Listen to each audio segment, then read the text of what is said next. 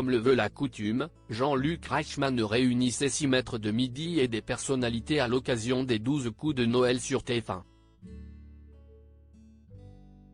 Au terme d'une longue soirée d'affrontements, découvrez la personne qui sort victorieuse de ce prime. L'édition 2023 des 12 coups de Noël a offert une nouvelle compétition relevée. Ce dimanche 24 décembre, Jean-Luc Reichmann s'entourait de 6 emblématiques maîtres de midi et de plusieurs personnalités pour sa traditionnelle émission de fin d'année. Malgré la bonne humeur et l'ambiance potache présente sur le plateau, les grands champions des 12 coups de midi ne se sont pas fait de cadeaux.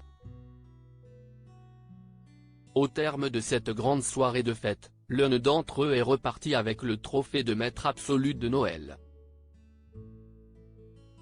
Télé Loisirs vous propose de découvrir l'identité du vainqueur. Les 12 coups de Noël, 2 équipes menées par les personnalités se sont affrontées dans le prime spécial de TF1. Jeff Panaclock et Camille Lelouch étaient les capitaines d'équipe.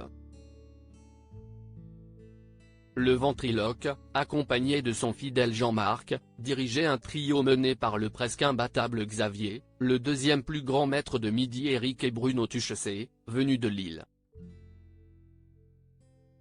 Son adversaire pouvait se vanter de compter Bruno Ourcade, le plus grand maître de midi de l'histoire du jeu, Paul Elrarat et Emilien, l'étudiant de 21 ans et actuel champion de la quotidienne des 12 coups de midi. Malgré les sourires et l'ambiance détendue, la compétition battait son plein. Au terme de la première épreuve, c'est l'équipe de Camille Lelouch qui avait le moins de points. Ces 3 membres se sont affrontés. Et c'est Bruno qui s'est fait éliminer en premier. Les 12 coups de Noël, quelle équipe a gagné le jeu ce 24 décembre 2023 ? Pour la deuxième manche, Jeff Panaclock et son équipe ont encore inscrit le plus de points. Emilien et Paul Elrarat ont dû se défier lors d'un duel. Le candidat toujours en diffusion tous les midis n'a pas réussi à renverser son illustre prédécesseur. Puis, comme le veut la tradition, les 2 capitaines ont fini par s'affronter.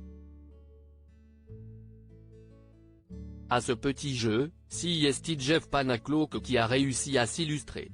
Seul face aux autres maîtres de midi, Paul Elrarat devait faire survivre son équipe.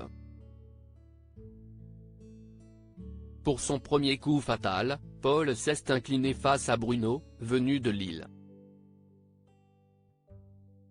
Malgré sa défaite, le sociétaire des grosses têtes a continué le jeu. Et s'est incliné face à Eric et Xavier.